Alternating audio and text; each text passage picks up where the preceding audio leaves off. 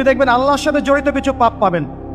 নামাজ পড়েন নাই, রোজা রাখেন নাই, মিথ্যা বলেছেন, ইত্যাদি ইত্যাদি। কিছু পাপ পাবেন আল্লাহর সাথে জড়িত, কিছু পাবেন মানুষের সাথে জড়িত। আল্লাহর সাথে জড়িত পাপগুলো ক্ষমা নেওয়া খুব সহজ। ওযু করে এসে 2 রাকাত নামাজ পড়ে চোখের জল ফেলে দিয়ে, চোখের পানি ফেলে দিয়ে আল্লাহর কাছে হাত তুলে খালি যদি বলে আল্লাহুম্মা আনতা রব্বি, বলেন আল্লাহুম্মা আনতা রব্বি লা ইলাহা ইল্লা আনতা খলাকতানি আনা আবদুক ওয়া আনা আলা আহদিক ওয়া ওয়া'দিকা মাস্তাতা'তু আউযু বিকা মিন শাররি মা সানা'তু আবুউ লাকা বিনি'মাতিকা আলাইয়া ওয়া আবুউ বিযানবি ফাগফিরলি ফাইন্নাহু লা ইয়াগফিরু যুনুবা ইল্লা আনতা।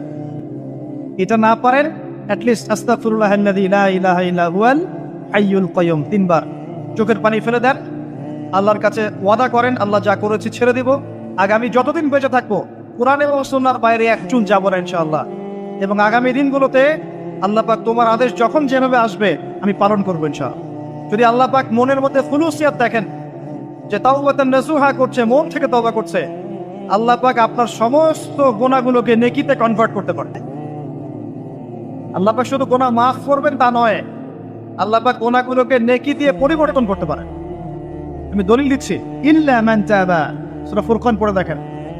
তারা ব্যতীত যারা তওবা করলো, ওয়া আমানা ওয়া আমিলা আমালান সালিহা, এবং যারা ঈমান এনেছে এবং সৎ আমল করলো, উলাইকা ইউবাদদিলুল্লাহু সাইয়্যাতিহিম হাসানাত, আল্লাহ পাক এইসব মানুষের গুনাহগুলোকে নেকি দিয়ে পরিবর্তন করে দিবেন ইনশাআল্লাহ।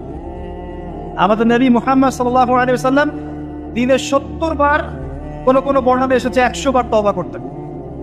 100 বার পড়তেন আস্তাগফিরুল্লাহ ওয়া আতুবু ইলাইহি, আস্তাগফিরুল্লাহ ওয়া আতুবু ইলাইহি। যার আগের কোনো পাপ নাই, পিছনের কোনো পাপ নাই,